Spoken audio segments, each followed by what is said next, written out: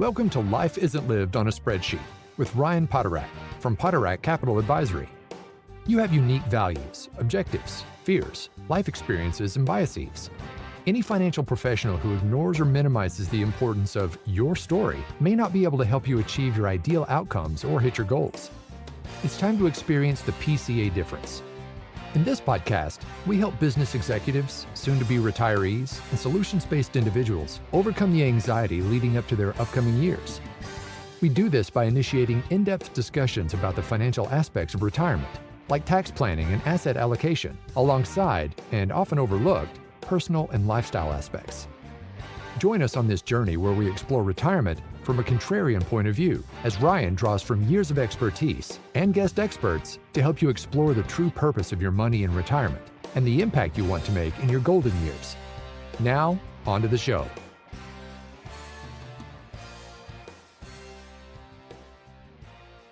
The word inflation gets tossed around a lot, and it is often associated with something that's bad. I'm Patrice Sikora with your host, Ryan Poterack. Now, Ryan, inflation has been around forever, and it does usually get a bad rap. But why is that, and how might inflation impact our listeners?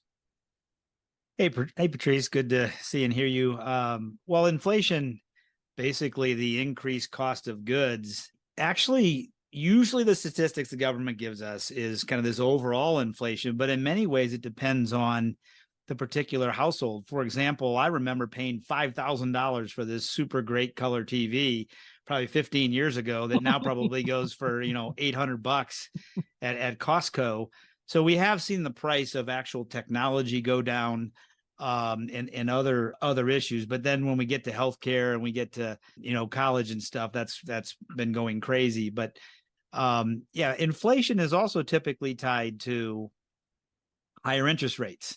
Right. Higher interest rates for loans, for businesses to take business loans. Higher interest and higher inflation slows down economic activity. It just flatly makes it more expensive to use financing in any way. And it also, in increasing the cost of goods, is going to slow down spending. Which is why the Fed has been using interest rates to bring down inflation. What's interesting is that what has caused the inflation, and there would be quite a debate around that, but all of, flooding the country with a lot of cash, people do what people do when they have excess cash, frankly, is they look for ways to spend it. So it created this huge amount of demand for goods and services. And so if there's a lot of demand and a finite supply of goods and services, no matter what that is, whether it's seats on a plane or real estate or whatever it might be, that is going to drive costs up. Right. Now, also with all of that cash, all of that spending stimulates the economy. So the economy was running, pretty hot. So what's interesting that maybe some of our listeners don't connect these dots is by raising interest rates, the Fed is purposely trying to slow down economic activity, hoping that they don't crash the car, but slow down the economy, slow down the demand, because again, higher mortgage rates now in the 7s instead of the 2s and the 3s has slowed down housing purchases tremendously. So interest rates and inflation tend to be highly correlated and go up and down together. And I think we have to maybe just mention the fact that many experts, quote unquote, did not think the Fed was going to be able to manage a soft landing. We don't know yet that it's going to happen. I'll say that. But they could be getting close to it. Yes. Yeah, it certainly looks possible, where a year ago, I don't think too many people were in the possible camp. So, and that's a good thing. Like most things in this world these days, it gets politicized, but I think we'd all want a soft landing, regardless of what administration gets credit for it. True. Inflation, though, it has been around since day one. As soon as you had something you wanted to trade or give to someone, inflation takes over. So how has it changed over, let's say, the last 100 years? Are we paying more attention to it? Well, I on the last point, I think with the internet and smartphones and everything, I think everything gets paid more attention to. But if you look at over the last 100 years, as you've positioned it, is we've had deflation at times with the Depression, and so really into the 30s, even into the 40s before we really kicked in World War II. We had deflation because economic activity was so depressed. Demand was so incredibly low. If there was going to be any transactions in business ahead, prices went down. And so that is possible. I would say also, interestingly, going back just a few years in Europe, a few countries had a negative interest rate. True. So we go to a bank to deposit money and we expect the bank to pay us interest. In some countries within the last 5-7 years, if you wanted to make a deposit to a bank, you had to pay the bank interest. So it's kind of a mind bender to think of that, but deflation is possible. Also, what we've seen over the past, well, really in the last 20-30 years, but when you have some countries that have, I don't know about third world, because I would put Greece into this category, and some other South American countries where you had just extreme inflation. I mean, like 100% or so. The higher that inflation is as a consumer, it leads the consumer to say, well, I better spend the money today, because if I don't spend it today, it's worth less tomorrow, or it buys fewer goods or a smaller amount of goods that you would want to buy. So the higher the inflation leads to, well, I don't want to hold on to money. If inflation is low, then that's where people will tend to, save it for a rainy day. And, again, tying into interest rates, the long-term objective for the Fed is 2%. Now, 2% inflation is below the long-term average of inflation. I think that might be a bit hawkish. I mean, if we can get it down to in the neighborhood of 3%, in a soft landing, as you suggest, Patrice, I think that would be a victory, instead of, okay, we just need to squeeze that extra 1% out and still leave as a possibility a crash landing. Right. Because nobody wins from that. But we've seen employment really hold steady for people who are wanting work. They're able to find it. Which brings me to the question of wages versus inflation. Now, I think you can make an argument for both sides. Does inflation cause higher wages, or do higher wages fuel inflation? Well, the latter, I would say, is definitely the case. Because wages really go into everything, whether it's the truck driver bringing, produce to the grocery store, or whatever it is. That's a part of every service, every product. So related to that with the pandemic, which again, we flooded the zone with cash, but also a lot of people kind of reassessed what work meant to them and their household. And so we had workforce participation in this country decline really to record levels. And some of those people, a lot of those people, have been slow or hesitant to get back into the market. And of course, what facilitates people going to work are higher wages. Also, the current administration is very, very pro-union, and union wages typically tend to be, higher than non-union wages. And there's a whole lot more to that piece of it. But wages going up does increase the cost of manufacturing or delivering products and services. Now, higher inflation on the demand side, again, a lot of cash and people wanting to spend that cash, or coming out of the pandemic, they want to go on vacations, blah, blah, blah. Well, that puts more demand on places that now need to hire workers to meet the demand, to meet the supply. So I would agree with your characterization. They both kind of feed each other, and I don't know if it's quite the same as trying to cut your own hair, where you're looking in the mirror. Oh, maybe I went quarter inch too much there, and then you, oh shoot, and trying to even it out. It's a bit like a teeter-totter. Interesting. And looking at what the Fed has been doing, and inflation has been coming down, the jobs reports have still remained, they've gotten cooler, but they've still remained fairly strong. Without a doubt. I mean, unemployment under 4%. Yeah. It's always been looked at as, 4% unemployment is considered full employment, because you're always going to have some people that are looking for a job, even in a transition period. But yeah, the job growth has slowed. The number of new jobs created, because, initially it was just turning the switch on the economy again post pandemic, but now we're clearly in, okay, what is this economy actually creating? And it started to slow. But considering what they've done with interest rates and how extreme they've raised that in a fairly short period of time, I think any job growth is a win. And then the unemployment percentage, just for our listeners, that is a calculation that is based off who of our citizens are actively looking for work. Right. So it's not, it takes out the retired people. It takes out the people that just say, I'm going to just sit on the sidelines. I'm not going to actively look for work. And being under 4% still is a very, very strong number historically. And you kind of touched on it after or during COVID, after the lockdown.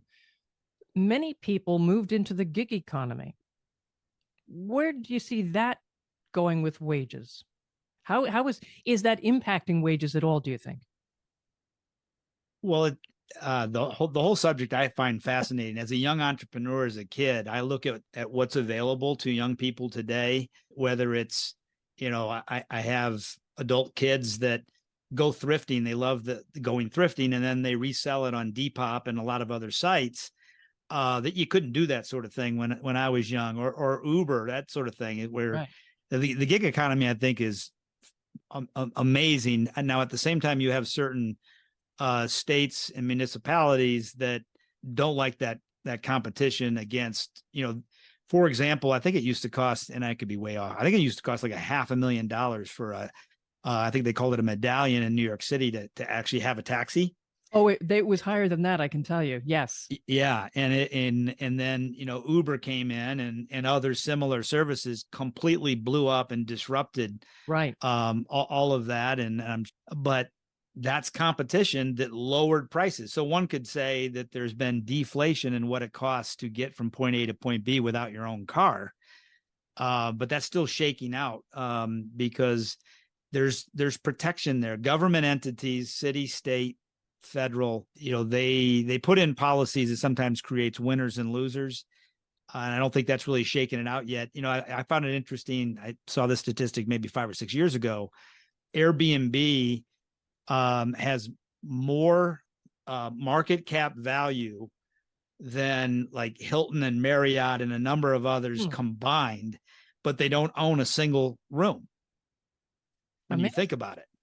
And it's just, it is amazing the flexibility now that we have with these disruptive offerings that I think for us as consumers are great, but it's so disruptive. It's hard to see how it's going to figure out. I know a lot of cities and such say they don't want Airbnb because you don't want college students coming to stay at a house in your neighborhood and just letting it rip.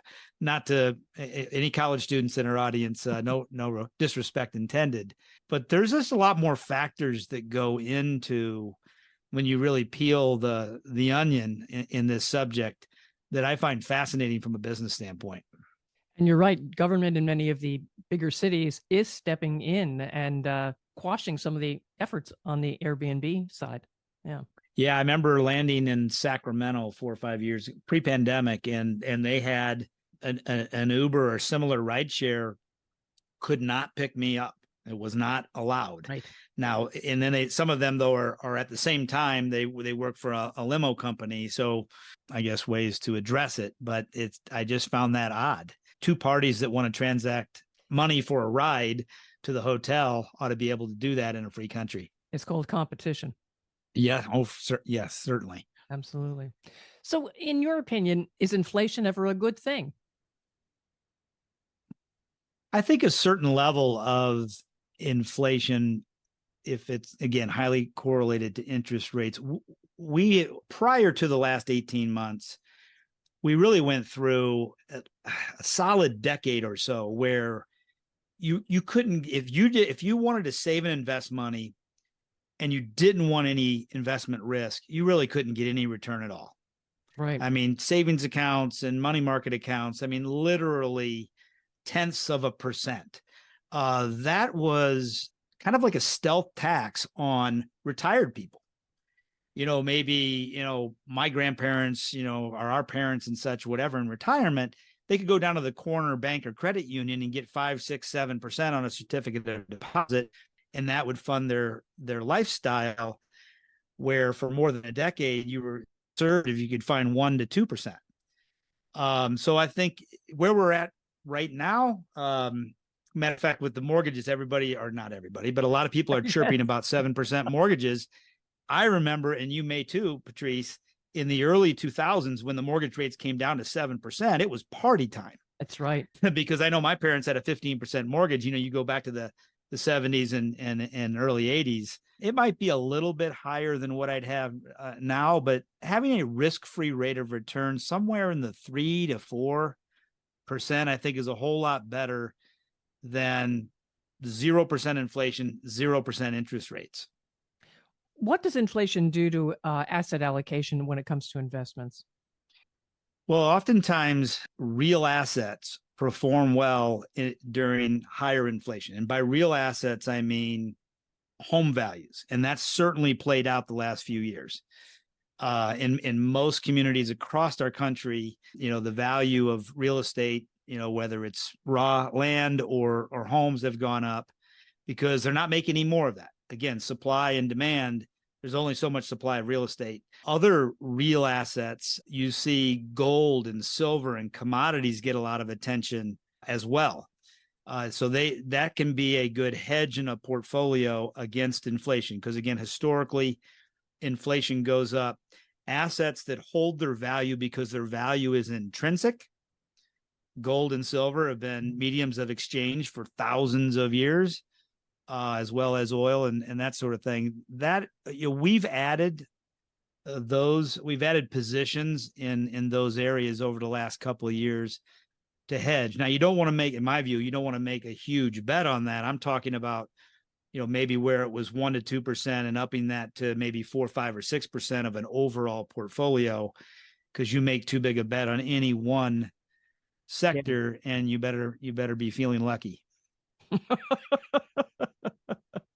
Well, there would be people who argue that, something like gold or silver would definitely hold its value, but that has also fluctuated. Oh, for sure. It's been a horrible investment over much of the last decade. But nonetheless, William Devane's still out there making a living and a lot of commercials on gold and silver, because I think it connects with people maybe we've always seen it, whether it's in jewelry or in movies. Gold and silver. Burl Ives, I love Christmas special, singing silver and gold. I love, so I think it's in the psyche that, and it's marketed as somehow it's a low risk investment, which is not at all supported by the facts. But if you have an ounce of gold, it's still an ounce of gold a month later. So it may lose value, but it's still an ounce of gold. But it is every bit as volatile as a stock, for example. But it is typically, Patrice, not correlated with the stock market. So diversification is not simply owning a lot of different assets. It's owning a lot of different assets that respond differently under different economic conditions, which goes right to the heart of your question. And so if some of your assets do very well in inflationary times, that may even out the peaks and valleys. That sounds like another podcast all unto itself right there. Well, Ryan, I'll make a note, Patrice. I'll make a note. Right. As we wrap this up, is there anything we did not mention here that you think we should? Well, somewhat related to how you just ended that portion. It's interesting that inflation and higher interest rates slows economic activity, but it's impossible to predict the market. And from last October, 2021 till now, the market has done extremely well. And I think against the headwinds of inflation, and I don't think that would have been predicted by many people. I know I didn't, at least to the extent. So and that'll be a common thread with our podcast, is for our listeners, don't try and your crystal ball doesn't work, and neither does mine. So with that, Patrice, we'll tie this down. All right. And just to piggyback on that, yes, there were so many people who were saying, oh, this was going to be recession time. Recession time is coming. It's coming. Hang in there. surprise so far. Yep. So, Yep. as you say, crystal balls. Yep. Buy those. So, folks, Ryan, I should ask first, how can listeners reach you if they want to continue this conversation? You can always go to our website, www.poterack.net. That's POTERACK.net. Our main phone number, 704-366-5776. We're out there on LinkedIn, Facebook, and Twitter as well. So check us out. And listeners, don't miss any episode of Life Isn't Lived on a Spreadsheet. All you have to do is follow or subscribe to the podcast and share with friends, colleagues, and yes, family. Thanks for being with us. Thank you for listening to Life Isn't Lived on a Spreadsheet. Click the follow button to be notified when new episodes become available. To ask questions about topics covered during the show or get a copy of Making It Count, Life Isn't Lived on a Spreadsheet by Ryan Poterack, visit www.poterack.net or give us a call at 704-366-5776. The information covered and posted represents the views and opinions of the guest and does not necessarily represent the views or opinions of Poterack Capital Advisory. The content has been made available for informational and educational purposes only. The content is not intended to be a substitute for professional investing advice. Always seek the advice of your financial advisor or other qualified financial service provider with any questions you may have regarding your investment planning. Poterack Capital Advisory does not offer legal or tax advice. Please consult the appropriate professional regarding your individual circumstances. Nothing contained herein is to be considered a solicitation, research material, an investment recommendation, or advice of any kind. The information contained herein may contain information that is subject to change without notice. Any investments or strategies referenced herein do not take into account the investment objectives, financial situation, or particular needs of any specific person. Product sustainability must be independently determined for each individual investor. Poterack Capital Advisory explicitly disclaims any responsibility for product suitability or suitability determinations related to individual investors.